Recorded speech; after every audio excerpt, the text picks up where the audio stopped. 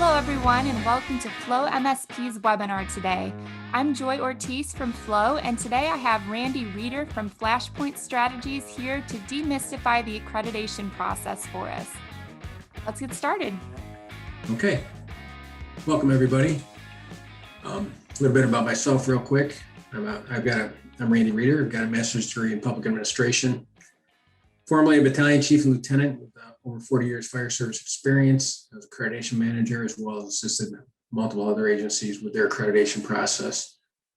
We'll go over and sum some of this stuff up for you and hopefully get you guys going down the right path and let us know if we can help you at any time with this stuff. So what is accreditation? Accreditation is basically third-party provider through the Center for Public Safety Excellence, CPSE. They host the accreditation process, and it's got 3 or 4 main components to it.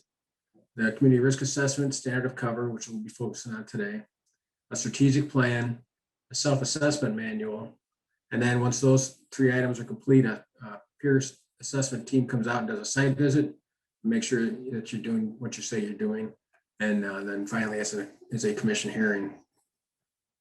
Like I said, there's those 3 areas: a community risk assessment, standard of cover, that strategic plan, and self-assessment manual. I'll talk mostly today about that standard of cover, but I'm going to touch and give you a little overview on what some of those other sections there are. And why do you do it? Well, first of all, you need to justify to the stakeholders and to your budgets, why do you do what you do? What do you do and how well do you do it? It's now, and even more so important, especially now in these times, the facts that are driven and are supported by data. It's no longer, this is the way we've always done it. You've got to be able to support it by facts and data. And it's more leaning towards the best for the most philosophy there. How do we become more efficient? How do we become more effective? Do we want to be proactive or reactive? And we always want to get better. This is a process for continuous quality improvement. And if you don't know where you're at now, you don't have a plan for the future. So you've got to identify your current status, and it's your chance to make change. This is a planning process. It's setting a path for your future. Vince Lombardi said, if you don't keep score, you're only practicing.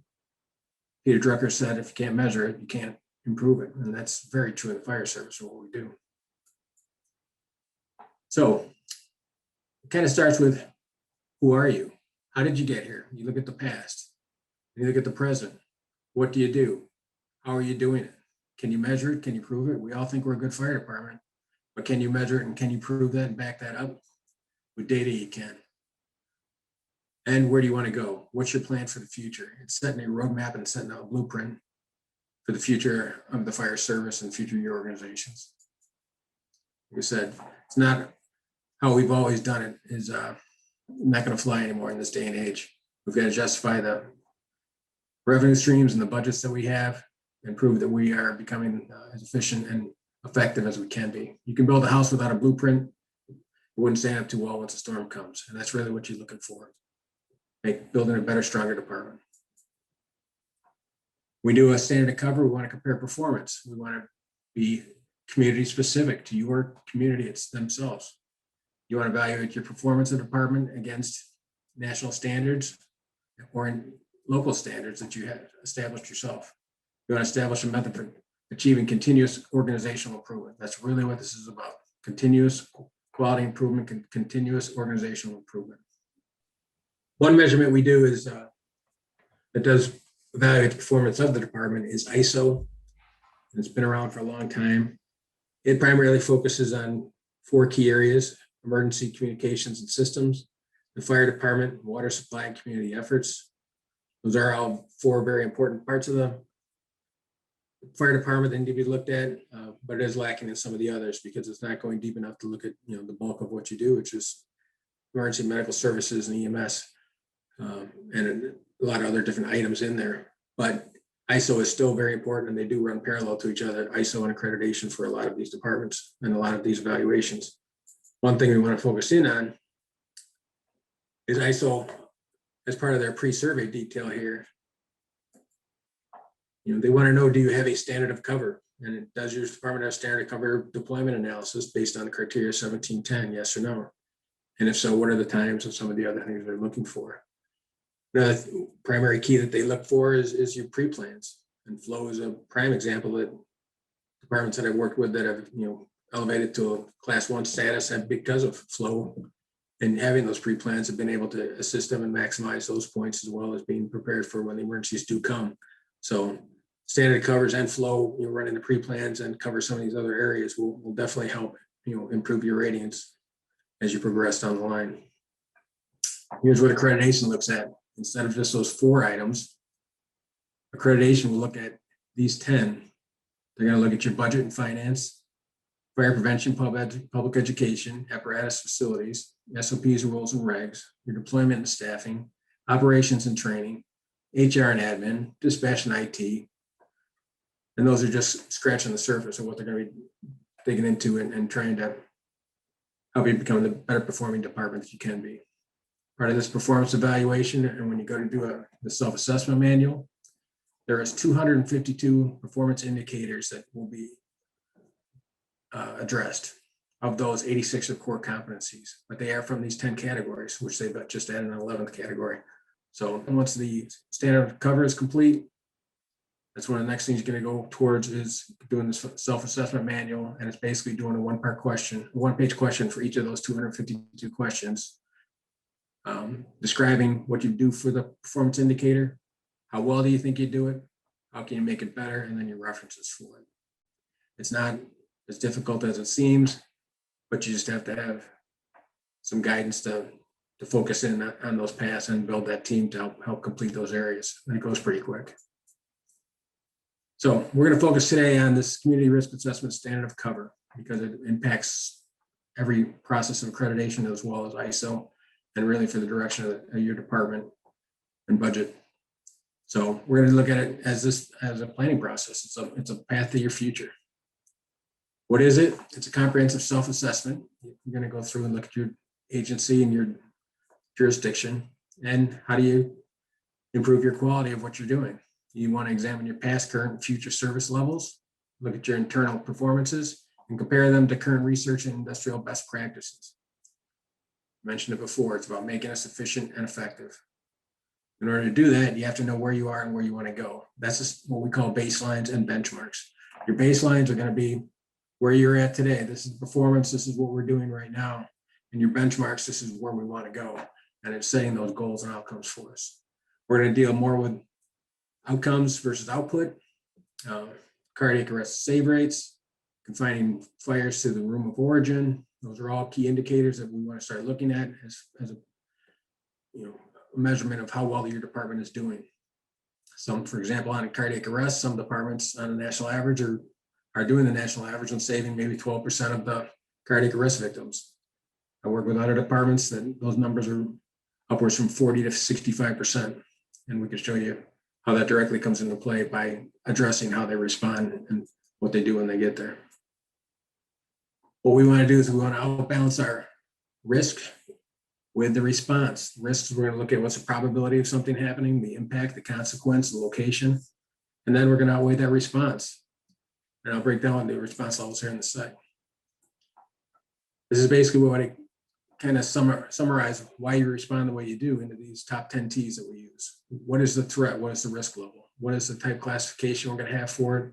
What are the tasks that need to be done to mitigate it? Total is how many people you're going to need to do those tasks, your teams, or your deployment plan. In what time frame are you using as a performance guide to drive your response? Are you going to track those and review those, and then you're going to train on what happens after you get on the scene? And then it goes back to the surface, back to the top, and keeps reevaluating itself every year or two. So these are those top 10 T's, but I'll break them down individually here in the next screen. So first of all, was that threat? What is your risk? What is the threat to the district or your department? For fires, for EMS, for rescue, for hazmat, service calls. If you have an airport, for ARF, or marine, or wildland, those are all the different risks to your individual community, and you need to look at each of those individually. What is the probability of it happening, whether it's potential or history? What's the consequence or impact of it happening to life, property, or dollar amount, or the location or occupancy?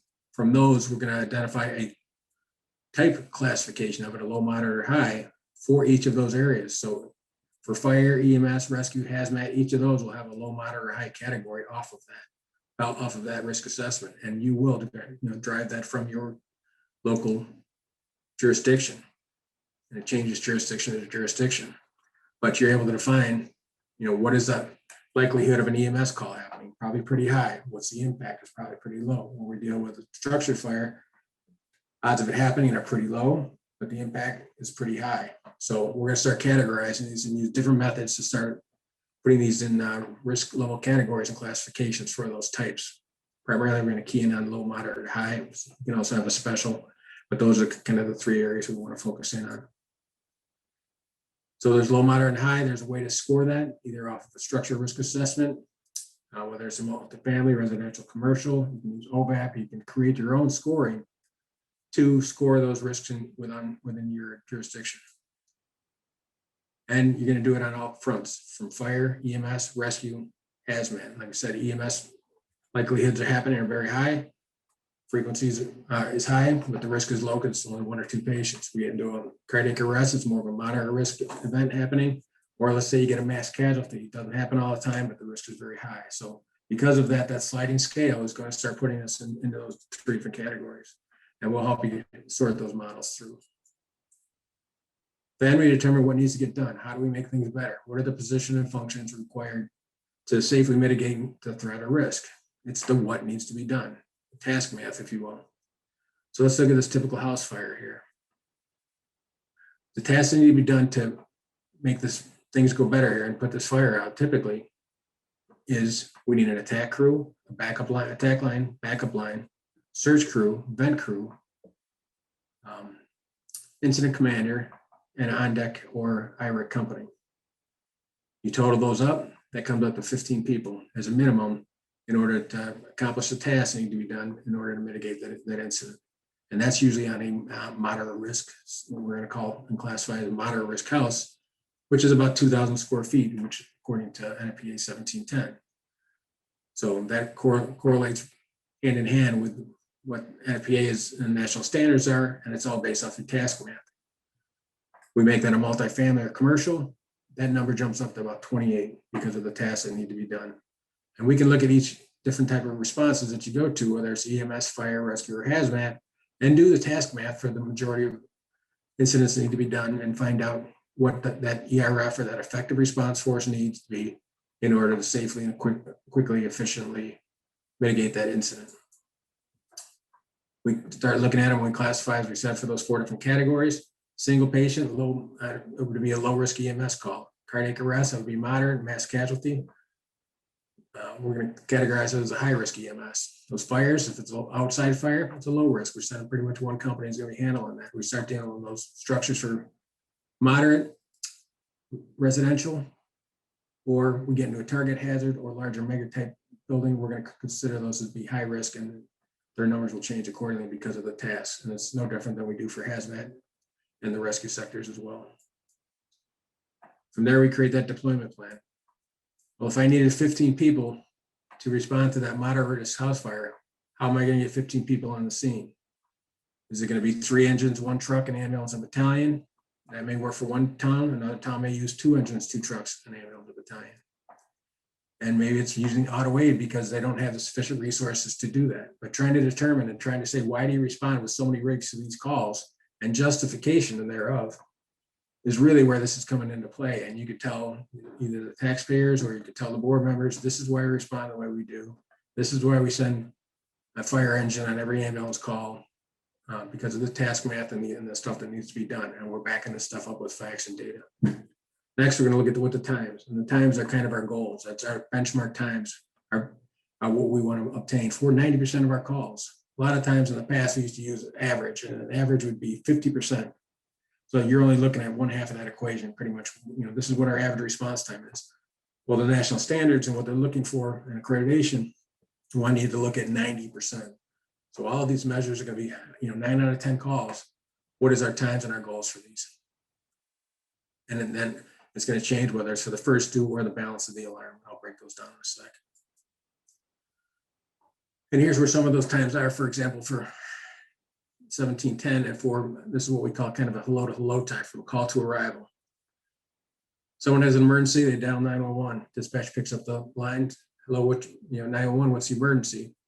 They hadn't, per the standard, they have less than 60 seconds or 1 minute to get the nature of the call, get the address, and get the units rolling. Once the notification is made, from notification, either through tone outs or pages, or on the radio, however it's going to end up being, to when the rigs are rolling till the wheels are turning, then that is considered the turnout phase. And that the goal for that is a minute for EMS calls and a minute 20 for fire calls. Now, that's day or night, so it's a tough standard. But those are the benchmark goals of what you're looking for. The next one is your travel time. And for travel time for the first arriver, benchmark goal is 4 minutes for that travel time from when the wheels started turning to you arrive on the scene. And you add those up together, that's kind of our call to arrival time. And that gives us 6 minutes for EMS calls, 6:20 for fire calls for the first due company. That is our benchmark goal for 90% of those calls if we were going to an EMS or fire incident. Then the ERF is going to change. It's going to change depending on what type of incident it is. For that EMS call, we said our ERF was 5 people, so we needed that engine company and a fire company, an ambulance company and a fire company. Those guys need to be there within 10 minutes. For those 15 people to get there from that structure fire, 10 minutes and 20 seconds for that ERF or effective response force response time. So those are kind of the goals that you need. And where are you guys at with those? Are you meeting those goals? If not, why not? And we can help you, and we'll show you some different ways to look at that and see where some of the deficiencies are. And that's why that's broken into those different segments, because each of those segments has a different methodology to it and how you can reduce those times. And why is it important? That 6 minute time comes into play because that, chance of survival in a victim, that's around the flashover time. That's why we want to get there before that and keep that fire hopefully within that room of origin, increase the victim's chance of survival. Just like on a cardiac arrest, about 6 minutes, we start dealing with that brain death. So therefore, we want to try to get there before then and reduce and improve that victim's chance of survival. And this is a key one here, because for every minute delay for a cardiac arrest call, chances for a victim's survival drop by 7 to 10% per minute for every minute prior to defibrillation. So if it takes 6 minutes to get there, you've got a 60%, less than a 60% chance of saving that victim. So the sooner we get there, the sooner we can provide ALS defibrillation, the higher our chance of survival for these victims. And that's where some of these departments are seeing anywhere from 40 to 65% survival rates, because they're getting there within those times and mitigating that situation faster than some others are. You put it all together, we look at something like this. Here's what we're dealing with for an EMS call. Low, moderate, high levels with a typical nature next to them. We look at what the task is involved. It gives us an ERF level, how many personnel, and there's our deployment plan. Either the closest engine, closest ambulance, or if it's cardiac arrest, 2 closest fire companies and ambulance in chief in order to get there, and then there's our times. And that's how we build that out. And we build that out for fires, we build that out for rescues, we build that out for hazmat the same way, all built off of the task math. This is how you define why you respond the way you do. Next, we're going to look at the performance evaluation, monthly, quarterly, yearly. How do we do? Do we meet our measures? Are we short? What can we do to improve them? This is all part of that continuous quality improvement program. And then lastly is that JPRs, and the training part of it is time-based evolutions. Tasks need to be done after a while or after arrival. And then we go back to the top and we continue the process and see what we need to do to improve. Next thing we do is we look at it, we come in and we measure what is the incident response measures. So what is the call? When did it occur? Where was it at? Who went and how did they do? Those are all segments that we're going to look at in various different ways in order to evaluate our performance. And really that's the key. How do we improve our performance? We got to look at all these measures. Well, one key measures we talked about is the 4 minute and 8 minute coverage. We talked about 4 minutes for that first in company. The map on the left shows the green area that this department was able to respond in 4 minutes to. So that's within their area. If you notice, it's not the regular circles. 1.5 miles, 2.5 miles doesn't really work because it's because of the roadways. It's all a matter of the road networks, and you can't get there from here. So in putting the stations where they need to be, coming up with these station studies, this is really what justifies a lot of that. So here's where the 4 and 8 minute response time, 4 is green and 8 is red. So those are within those areas, but then we have to look at the next piece of the puzzle. Are there calls there? Map on the right here shows a bunch of the dots showing that there are incidents there. So this is where the ones that fall within the 4 to 8 minute areas and the ones that fall outside of it. The next measure we look at is heat maps. What is the frequency of those calls there? So putting them all together all comes into play. For example, like this department, you got a 4 and 8 minute here on the left. They have incidents all throughout the district, and they have high frequency of incidents that fall outside of their 4 minute response times. Travel time, that's not the response times, that's the travel component. So when you piece all those together and you look at that, that definitely has an impact on their performance. And are they meeting those measures or not? Odds are they are not in some of those areas. Another example of looking at who, when you start looking at in the past, well, how many calls did that unit go on? Were they the busiest unit? Well, this one here shows that this engine was the busiest unit. But when you add it to the hours of commitment and the unit hour utilization, it finds out they're not, they're number 4 or 5 here. It starts building down because the time that they're spending on those incidents is far less than some of the other units are spending, specifically ambulances. But it's one way to look at it. You can't just look at one measure of this. You got to look at it on both sides of the coin. How many calls they go on and how long are they on these calls? And we develop what's called unit hour utilization studies. That helps us determine whether we need to put up additional resources, whether it's peak period ambulances or additional stations or additional rigs 24 hours a day. But that's all part of these measurements that we can help you with, and you can divide these times into. And lastly is the performance standard of it. Here's one department for that call processing in 1 minute. They did it in 91.4% of the time. Their turnout time, less than 120, they did that in 67% of the time. So if you look down a little bit there, their 202 is their 90% compliance time. Their travel time, they hit that 4 minute time, 90%. And their call to arrival, that 620 that we talked about earlier, that hello to hello time, 93% of the time. When we came in, we measured this stuff, we looked at these numbers. Now we're backing this stuff up with data and facts. They are performing high level here. They're meeting almost all of their benchmarks. They got room to improve with turnout.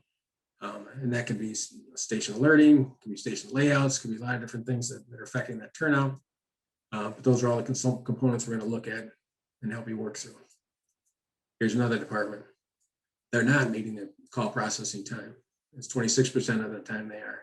Their turnout time is about the same as that other department. Travel time, they're down 60% of the time to making that 4 minute and the call to arrival. They're only hitting it 52% of the time. So then when we see charts like this, or when we run these numbers, we ask ourselves why? Why are we not hitting these things and why are we not getting there? Well, obviously call processing, something's going on in dispatch that they're not getting those calls pushed out at certain times. Travel times, the calls are occurring outside of those 4 minute travel areas, and there's a high frequency of those calls occurring outside of our 4 minute primary areas. So certainly something we got to look at. We look at station and staffing studies and determine if there's another better way to redeploy our resources in order to meet that, which then all ties in that ever important call to arrival time. But these are all the measures and data that will back you with facts and help drive your future, your departments. And lastly, for the accreditation benefits for the rest of it, when you do your self-assessment manual, when you do your strategic plan, all of those documents should point to each other, as well as tying it to the budget, so it becomes annually part of the process and part of the renewal, that what's ever in the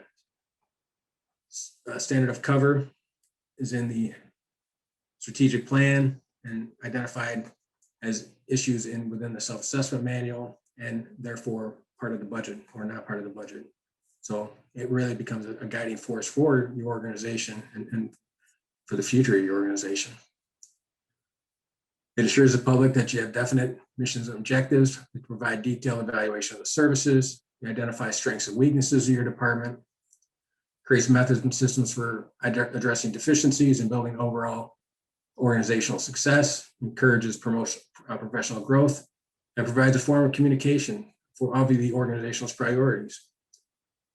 And it creates a mechanism for developing strategic and program action plans.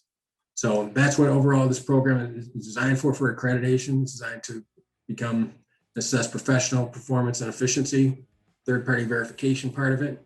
But even if you just start with the beginnings of these and work with the standards of cover, you'll really drive your department to the next level, be more efficient and effective. So any questions with any of that, or if we can help you with any process of these programs, whether it's ISO reduction or class reductions, or assisting with their community risk assessment, standard of cover, strategic planning, self-assessment manuals. We'll talk about those in another future podcast, but I'd be glad to help at any time.